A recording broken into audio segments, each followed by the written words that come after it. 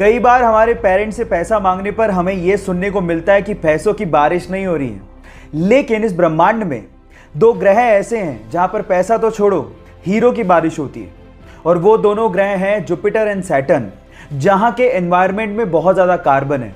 और मौसम में चेंज की वजह से उस कार्बन पे जब भी बिजली गिरती है तो वो कार्बन हार्ड होकर ग्रेफाइट में कन्वर्ट हो जाता है, और उसके बाद एटमॉस्फेरिक प्रेशर की वजह से वो तुरंत हीरे में कन्वर्ट होके बरसने लगता है। काश हमें भी ऐसी बारिश देखने को मिले।